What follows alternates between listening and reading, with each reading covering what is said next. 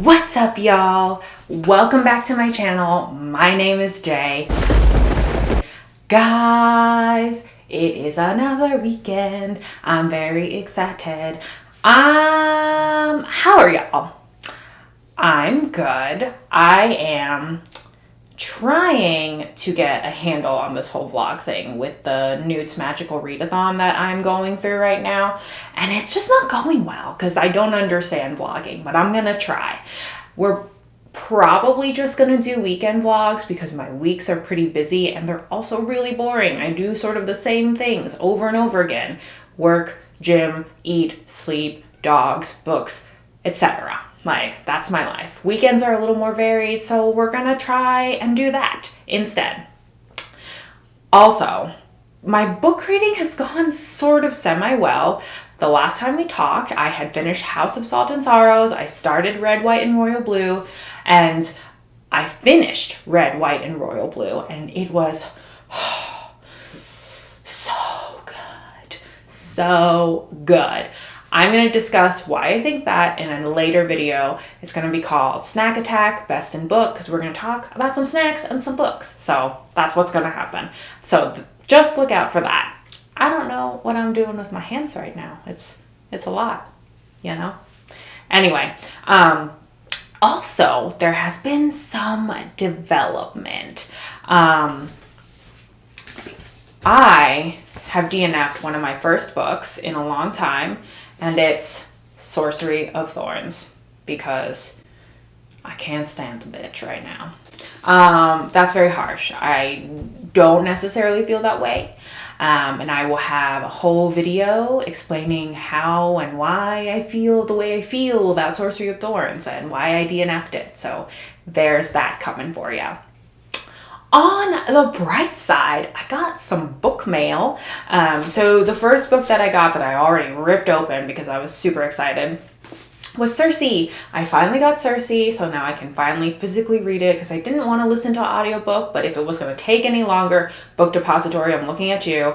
If it was going to take any longer, I was going to settle for audiobook, but it's here. We'll get to it in October along with the rest of my reading challenge books, but I'm glad it's here. Also, I got another package in the mail.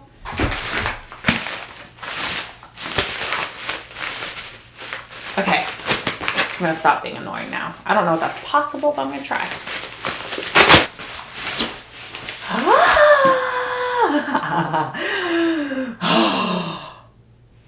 Guys, I am so excited for this book.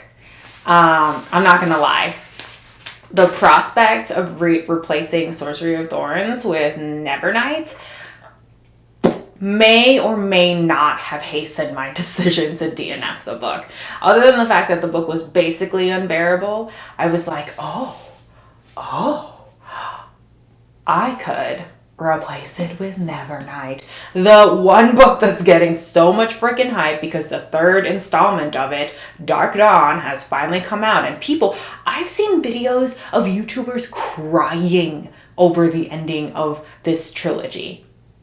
Like, literally everyone that I talked to said that this book destroyed them. And honestly, guys, my body is ready. I am ready to be destroyed by this book. So, also, I forgot one thing. Hang on. Okay, where were we? Oh, yeah. Okay, so the reason that I have not started Nevernight like frickin' ASAP is because... Now, let me just say this. I have read this book. This will be a reread for me. Guys, I am not very far. I am literally 28 pages in because when I DNF'd Sorcery of Thorns like Thursday.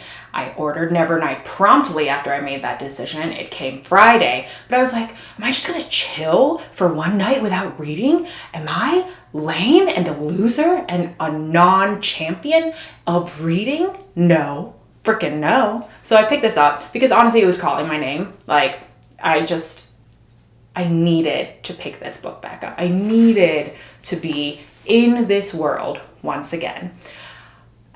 And I'm excited about it. 28 pages in and I'm already feeling all the feels, all the high school feels when I read this book. Yeah, that's where I'm at. After I finish Eragon, which I will hopefully speed through because I've already read it before, I will get into Nevernight. My body is so ready. All right, so let's get this weekend reading started. Yeah. You're so sick of me, I know it. It's okay. I accept it. Also, one more thing, guys. I got this cool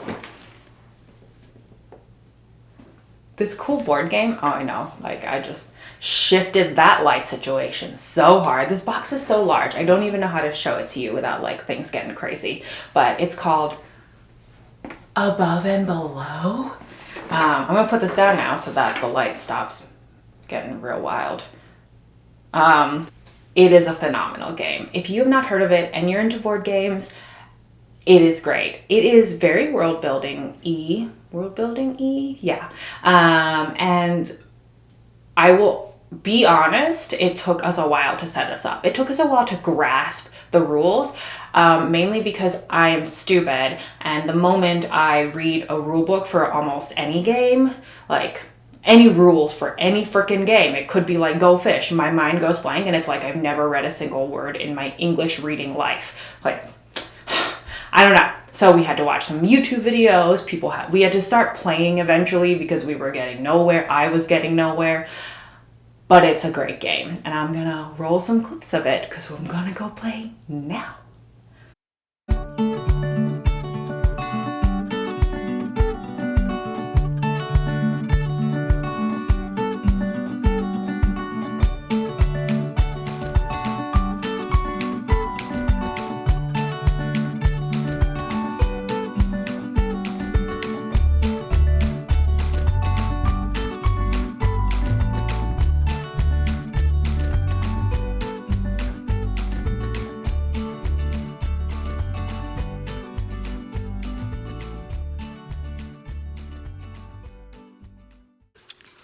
Hello, we are about to go to Barnes & Noble.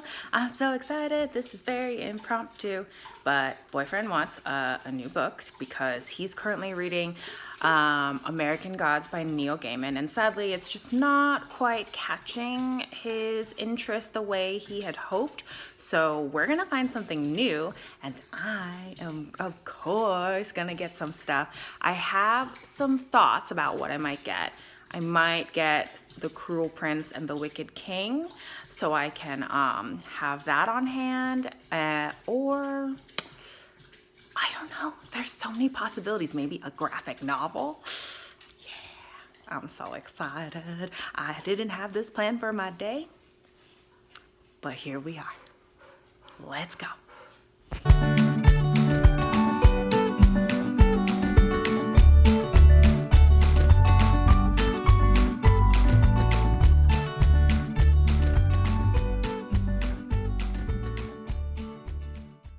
Good morning, everyone. Welcome to my bed hair. And yes, I am wearing the same shirt I was wearing yesterday because I have just woken up. It is close to 8 o'clock. That's probably the latest I've slept in a while, but we went to bed at like midnight last night because we were busy playing Above and Below because we're obsessed. And we did that after we came back from Barnes & Noble, so that's super cool. I had a really good day yesterday, and not that I wasn't expecting it, but I wasn't expecting it. I didn't really have a lot of plans yesterday, and my day turned out to be really busy in one of the best of ways. With that being said, I got sidetracked by some of the books that I bought at Barnes & Noble's because a couple of them were graphic novels. Sorry. My dogs are outside with me and sometimes they wander, so I have to watch out for them. I'm gonna haul the books. I'm gonna do a little mini haul in a little bit of the books that I got from Barnes & Noble's, but I realized, because I'm a shit booktuber, I talked about the two books I was currently like really excited about, Eragon, and Nevernight, and I never told you what these frickin' books are about. I mean, honestly, if you don't know what these books are about, you've been under a rock. But I don't fault you for that, because I've been under a rock for the last like 6 years when it comes to YA fiction. So here we are. So if you don't know what Eragon is about, it's about a young man who finds a dragon egg in his in the mountains of his town, and then adventure ensues. So yeah, it's a classic in my life. It was such a big deal when I was a teenager when it finally came out, because the writer was 19 when he wrote it, and I thought it might not have aged well, but it's still really freaking great, guys. If you haven't revisited Eragon in a while and you read it when it first came out, it's really good. It's really good still. And then Nevernight. First of all, I just realized, look how beautiful this cover is, guys. Like, that's freaking gorgeous. And so this is supposed to be about a young girl named Mia Corvair who, sorry, my dogs. Mia Corvair, who her family gets killed, and she spends her time trying to get into this elite assassin school, so that she can obtain revenge. I hope I got that right. I feel like, okay, I guess she doesn't have to like attempt to get into the assassin school. She becomes apprenticed. So yeah, something like that. She's in an assassin school, involved with an assassin school somehow. Hang on real quick. One of my dogs started to wander off, and yeah, he's a damn heathen. So anyway, I wanted to bridge that gap because I never really talked about it, just in case someone didn't know what these books were about. I didn't want to assume, but let's get to some reading, because I've actually got a preseason hockey game today to go with my boyfriend and some friends, and we have to leave around 11, and it's 8 o'clock now. We still have to walk the dogs and all this other stuff. My boyfriend's brother's leaving. Hi. He's got work today. So let's read.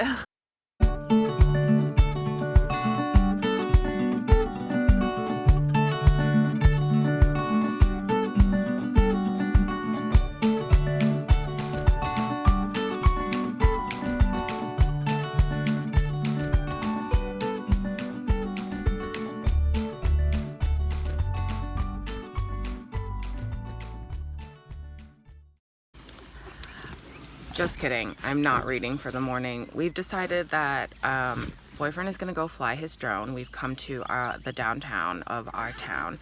Look at my doggies. Hi, Roscoe. Max, where are you? There you So, oh my god, he's drooling because Nick ate a banana. But I'm going to go grab us some coffee. Maybe I'll find some time to read while he's flying his drone. And look at his cool, like, drone equipment. Anyway, I'm gonna go grab us some coffee at the local coffee shop, because miraculously something is open before noon. So I'm going to go do that.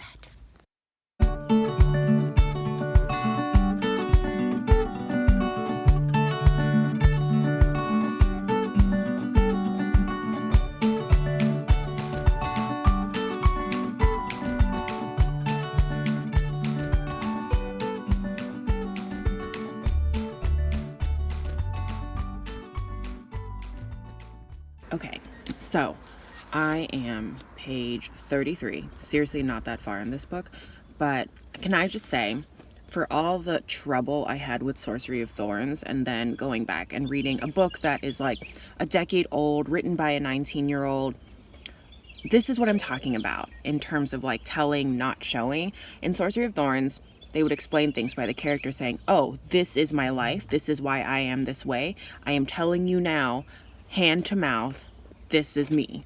But here, I just read the whole sort of creation story of why the like Mad King in this story is the Mad King, because Brahm, a storyteller, was telling the tale to, you know, the villagers one night, and he he was the storyteller of the village, and he told the origin story of why their king is crazy.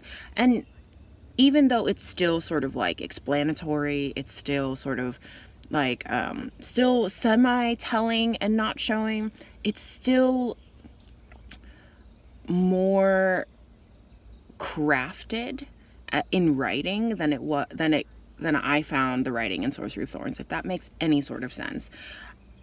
There are just different ways to move a plot line forward without like treating your audience like they're idiots. Sorry, that's harsh, and there are probably plenty of people that really enjoyed Sorcery of Thorns, but I just feel a little butthurt, a little burned after all the hype that I got from Sorcery of Thorns, and I'm just still so amazed that people really enjoyed it. I found it a really big chore to get through, and like I said, reading a book, this is such a like mangled copy because this is my original copy. Reading a book that's over a decade old, written by a 19-year-old, I mean, and it's still, the writing is so good. It's so not lyrical, but it really does hearken to those long and giant epic fantasies like Game of Thrones and Lord of the Rings and a lot of others. Mini rant, that I just had to get that out. Getting back to this book. Hello, my loves. It is Sunday night. It is probably 8 o'clock, almost 8 o'clock. We just got home. And I cannot believe this weekend. It has gone by so fast. I feel like I just started filming this weekend vlog. And now we're towards the end of this goddamn weekend. It's been a really good weekend, I'll be honest. It just was so busy and unexpected in a lot of ways that I wish I had more downtime, I will say. But regardless, lots of gratitude. So, I spent most of my day out and about. We went out, walked the dogs, Nick flew his drone, and then we went to a hockey game, a preseason hockey game. Our team is the Hurricanes, yeah, Canes. But we spent a lot of our time there. We got there, we left house at 10:30 to get to the hockey game at 11, and then the game started at 1:30. We had to get there early because it was general admission. Anyway, it just took all day. It was a good day. The game was pretty freaking sweet. We lost, but it was a nail biter of a game, and I'm excited for this upcoming hockey season. Yeah. Hockey. Don't get me wrong, I'm not like a hockey aficionado. I just enjoy people getting bashed around. Yeah, especially when they're very good looking, large men. Anyway, as you previously saw, I had an impromptu Barnes and Noble's trip. So I have a mini haul for you. I did not mean to get this many books, but then also I kind of did. I don't know. It's always kind of up in the air when these impromptu shopping trips happen, especially when it comes to books. And I should preface that I have already built my November TBR list after... Sorry, my freaking cats are just running around. I built my November TBR list for after this N.E.W.T.s Magical Readathon challenge, and none of these books were on that TBR. So I guarantee you I will be hauling another set of books in the upcoming weeks to fit that November TBR list, because my heart is set on reading those books in November, but now I may have more to add to the list. So there's that. Let me just get to the books so I can get back to reading in the few hours of my Sunday left. So I got 5 books. And can I just tell you, I'm really excited about these because they're graphic novels. So the first one I got is a recommendation by Chloe from Books with Chloe. I love that Australian girl. She's so good, so beautiful, and she has been raving about Fence for a really long time. I feel like I've watched a lot of vlogs where she's talked about Fence, so I decided to get it. Also, random fact, my boyfriend used to fence competitively, and he always talks about it, so I just kind of wanted to sort of delve into that little world of fencing and see how it goes. And so far, I've only gotten a couple pages in, because really I'm trying to stay focused on this magical Magical N.E.W.T.s readathon. It's not happening, not going very well. But I really like it so far.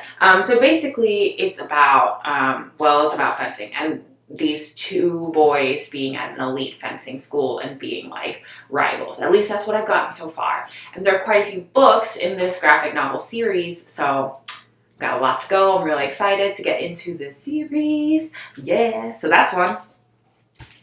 And then this has gotten so much hype. I got the first Saga graphic novel. Can I just tell you, this has been so hyped up on BookTube. And then I actually have a friend, Irina, who's also doing this Magical N.E.W.T.s challenge with me, who also said she loved Saga. So I am pumped to read this. I don't know why I didn't start with this, but I was just really intrigued by Fence, and it seemed like a lighter plot line than Saga. So that's my reasoning. But I'm really excited about this. So if you don't know about Saga, it's basically about a world where it's in space and there are two rival planets that want nothing to do with each other, and these two wonderful creatures from those planets fall in love, they have a baby, and so it's basically about them trying to figure their way out through that mess. The romance is supposed to be really good. The story is supposed to have a lot of feels and just like a really great plot. So I'm really excited about that. Okay, the next book I got is The Wicked Deep. First of all, before I even knew what this book was about, I just love this cover. And guys, I know, it's paperback. I don't feel any type of way towards paperback books. I love paperback, I love hardback, and I am the sort of person that I will buy things mostly in paperback first, and if I decide I love it, especially if it's a series, I will buy it again in hardback. I know that's redundant and ridiculous to some people, but I just feel like the way I read, I am kind of rough on books. Like I really want to love on them. Anyway, we're getting away from that. The Wicked Deep is basically about, okay, so I'll just read to you. 2 centuries ago, 3 sisters were sentenced to death for witchery. Stones were tied to their ankles and they were drowned in the deep water surrounding the town. Now, for a brief time each summer, the sisters return, stealing the bodies of 3 troubled girls so that they may seek their revenge, luring boys into Sparrow's Harbor and pulling them under. Guys, really excited for this book because y'all know how I feel about witches. So, pumped about this, had to get it because it wasn't that expensive, and I know I bought things full price at Barnes & Nobles, but I love Barnes & Nobles. So, my next book is Truth Witch. In all honesty, guys, these books, The Wicked Deep and Truth Witch, were actually very close to each other on the bookshelf at Barnes & Nobles. They were in the same section, and I was like, do I get only one witch book or both of the witch books? So here we are. I got both. I don't know what to tell you. I have a problem. It's okay. You don't have to tell me because I already know. But here we are. So I don't know that much about this book except that it's been very hyped up by BookTube as well. A lot of people who are into fantasy have been reading this book. So it's been on my TBR. It's not my November TBR, but it's been on my TBR. And just so I don't botch this, I'm going to read this to you. In the Witchlands, there are almost as many types of magic as there are ways to get into trouble, as 2 desperate young women know all too well. Sophia is a truth witch, able to discern truth from lie. It's a powerful magic that many would kill to have on their side, especially amongst the nobility to which Safi was born. So Safi must keep her gift hidden, lest she be used as a pawn in the struggle between empires. I'm not going to read the whole thing to you. It sounds awesome. It's also about witches. I love witches. That's the rub. Okay. Guys. I didn't even plan on this. I didn't even have an inkling of, this hasn't even been on my TBR, to be honest. So I got Shadow and Bone by Leigh Bardugo. Leigh Bardugo has been getting so much freaking hype over BookTube right now because she has come out with a new book called Ninth House, I believe. Is it Ninth House? Yes, it is Ninth House. I had to check, but yeah, so I actually don't know much about Leigh Bardugo. She hasn't entered my literary life before I really found BookTube. She would probably pass under my nose without any detection if it hadn't been for BookTube, so that's cool. But I have heard about this sort of like series and the universe that the series revolves around, and it's called Grishaverse. So, yeah, I'm just going to read to you real quick. Orphaned and expendable, Alina Starkov is a soldier who knows she may not survive her first trek across the Shadow Fold, a swath of unnatural darkness crawling with monsters. But when her regiment is attacked, Alina unleashes dormant magic not even she knew she possessed. Guys, monsters, a strong female character, unknown magical powers. Like, that's all I needed to read to hook me. And then there was like something called The Darkling. I don't know. I'm a sucker for like semi-corny fantasy names and classifications of stuff. Like, it doesn't take that much to please me. I just need a little bit, a lot of it, of magic. But this sounds really great, and I'm surprised I haven't heard more about it, but I think it's probably because this has been around for a minute. This seems to be something that Leigh Bardugo is probably known for, and I probably should have already known about this book, so there's that. I'm excited for this. All right. One last thing, one last update. I have not gotten very far in Eragon because it has been such a whirlwind of a freaking weekend. It's been fantastic, but I haven't read very much. I will tell you one thing though. Rereading this book, because it's been years, it's probably been over a decade by now since I've read Eragon. I cannot tell you how much I am enjoying this trip down memory lane.